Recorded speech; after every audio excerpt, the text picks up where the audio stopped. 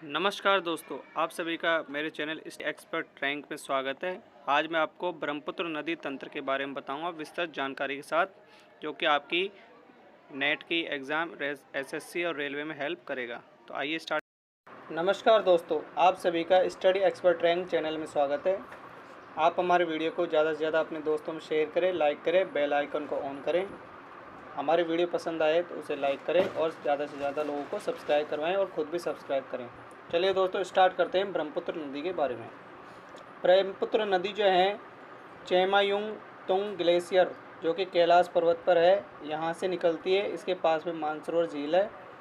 मानसरोवर झील से जो है ब्रह्मपुत्र नदी हमारी निकलती है और बहती हुई वी आकार की घाटी में बहती हुई आगे बढ़ती है।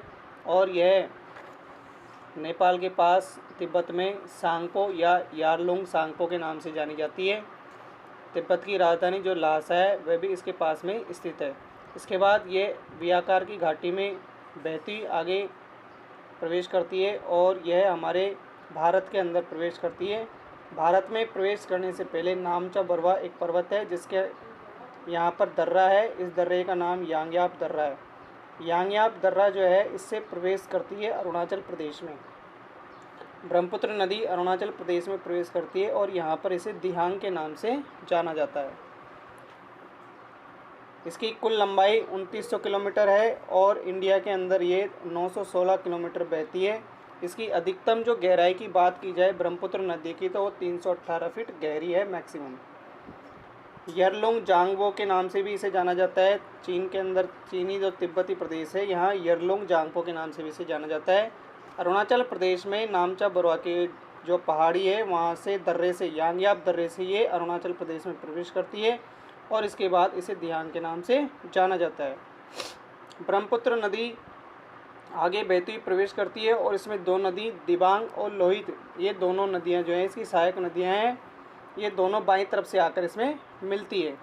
दिबांग जो है मिश्मी की पहाड़ी या पासीघाट के पास से निकलती है और लोहित जो है जयालचू ग्लेशियर से निकलती है, जो कि अरुणाचल प्रदेश में है। और यहाँ से आगे बढ़ती जो है ब्रह्मपुत्र नदी यानी कि दिहांग में यह मिल जाती है। दिबांग और लोहित नदी के मिलने के बाद यह आगे बहती हुई अपने मैदान में प्रवेश करती है और यह माजुली द्वीप का निर्माण करती है। माजुली द्वीप के दोनों तरफ यह दो धाराओं में बढ़ जाती है, जिसे लोहित और दिबांग के नाम से जाना जाता है।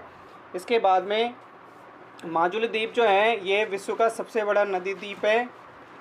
ब्राज़ील के अंदर भी एक नदी द्वीप है, परंतु वह अटलांटिक महासागर में खुलता है या मिलता है, इसलिए उसे पूर्ण रूप से जो है द्वीप का दर्जा प्राप्त नहीं है। परंतु माजुली जो द्वीप है यह विश्व का सबसे बड़ा नदी द्वीप है। इसे नदी जिला भी घोषित किया गया है।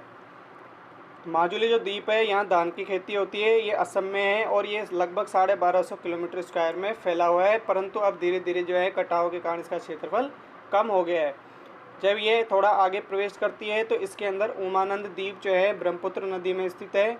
उमानंद द्वीप यहाँ पर ये असम में पड़ता है। इसे पिकॉक आइलैंड के नाम से भी जाना जाता है। इसके बाद ब्रह्मपुत्र नदी आगे बहती हुई अपने मैदान में प्रवेश करती है और इसमें मानस नदी आकर मिलती है। ये दाईं तरफ से आकर मिलती है, जो कि भूटान से निकलती है। मानस नदी के अलावा इसमें एक और सहायक नदी आकर मिलती है, संकोश। संकोश नदी भी जो है भूटान से निकल कर आती है और ये आकर इसमें ब्रह्मपुत्र नदी में मिल जाती है। इसके बाद एक और इसकी प्रमुख सहायक नदी तिस्ता, जो कि दाईं तरफ से आकर इसमें मिल जाती है। तिस्ता जो है एक झील से निकलती है, जोमू ग्लेशियर है यहाँ पर और चोलामू झील है। इस चोलामू झील की जो ऊंचाई है वह 5330 मीटर ऊंची है और यह सिक्किम में है। यह सिक्किम से जो है तिस्ता नदी निकलती है और आकर ब्रह्मपुत्र नदी में मिल जाती है। ये हमारे भारत की सबसे ऊंची झील है। इसके बाद हम देखते हैं कि इसके अंदर ब्रह्मपुत्र नदी में एक और नदी आकर मिलती है और उसका नाम है धनसिरी नदी। ये धनसिरी नदी लेसांग की चोटी से नागालैंड से निकलती है और यह नागालैंड से निकलने के बाद बहती हुई असम में प्रवेश करती है और ब्रह्मपुत्र नदी में मिल जाती है। इसके बाद हम देखते हैं इसमें एक और सहायक नदी है, बराक नदी। ये बराक नदी जो है बहती आती है और यह ब्रह्मपुत्र नदी में मिल जाती है। बराक नदी को मणिपुर में बराक नदी कहा जाता है इसे, और आगे जब ये असम में प्रवेश करती है तो इसे सुरमा नदी या सुरमा घाटी के कारण इसे सुरमा नदी भी कहा जाता है।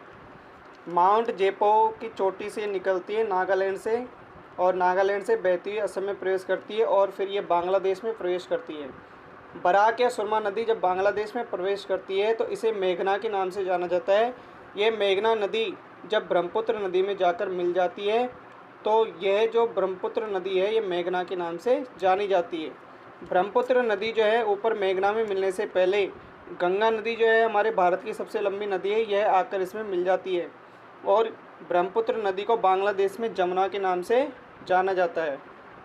इसके बाद हम देखते हैं कि गंगा नदी जब आकर इसमें मिल जाती है इसे पद्मा के नाम से जाना जाता है, और जब ये पद्मा नदी यानी गंगा नदी और ब्रह्मपुत्र नदी दोनों के मिलने के बाद ये पद्मा कहलाती है, और पद्मा नदी के अंदर जब मेघना नदी आकर इसमें मिल जाती है तो यह मेघना के नाम से जानी जाती है, और यह बे ऑफ बंगाल में जाकर जो है विलीन हो जाती है। यह गिरने से पहले एक डेल्टा का निर्माण करती है जिसे सुंदरवन डेल्टा कहा जाता है। सुंदरवन डेल्टा जो है विश्व का सबसे बड़ा डेल्टा है, उपजाऊ डेल्टा है। यहाँ पर धान की खेती की जाती है। यहाँ पर कई प्रकार की जनजातियाँ जो हैं बांस और बल्लियों के मकान बनाकर यहाँ पर रहती है। इससे जुड़े कुछ तथ्य हम देख लेते हैं। ये असम ब्रह्मपुत्र नदी असम के मैदान का निर्माण करती है। सेकंड है गुवाहाटी, डिब्रूगढ़ और लखीमपुर, ये प्रमुख शहर हैं जो ब्रह्मपुत्र नदी के किनारे पर स्थित है। इसके बाद तीसरा पॉइंट है असम का शोक। ब्रह्मपुत्र नदी को असम का शोक भी कहा जाता है। इसके बाद हम देखते हैं कि इस पर कुछ पुल भी बने हुए हैं, जैसे धौला सदिया। धौला सदिया जो है असम का धौला जिला और अरुणाचल प्रदेश का सदिया, इन दोनों स्थानों को मिलाता है ये पुल। इस पुल को भूपेन हजारिका पुल के नाम से भी जाना जाता है, और यह लोहित रिवर के ऊपर बना हुआ है जिसकी लंबाई 9.15 किलोमीटर है। यह इसका जो काम स्टार्ट हुआ था 2010-11 में स्टार्ट हुआ था। प्रधानमंत्री नरेंद्र मोदी के द्वारा उद्घाटन जो है 26 मई 2017 को किया गया। इसे धौला सदिया या भूपेन हजारिका पुल के नाम से भी जाना जाता है। यहाँ पर एक और पुल का निर्माण इस ब्रह्मपुत्र नदी पर होता है जिसे बोगीबिल पुल के नाम से जाना जाता है। ये बोगीबिल पुल जो है ब्रह्मपुत्र नदी के ऊपर बना हुआ है। इसमें एक तरफ डिब्रूगढ़ है और एक तरफ पासीघाट है, इन दोनों को ये पुल मिलाता है। डिब्रूगढ़ जो कि असम में है और पासीघाट जो कि अरुणाचल प्रदेश में। इसकी कुल लंबाई 4.98 किलोमीटर है। ब्रह्मपुत्र रिवर पर यह बना हुआ है। इसका निर्माण कार्य 2002 में स्टार्ट हुआ था और उद्घाटन इसका 25 दिसंबर 2018 को नरेंद्र मोदी के द्वारा किया गया। इस तरह हमने ब्रह्मपुत्र नदी के बारे में पढ़ा।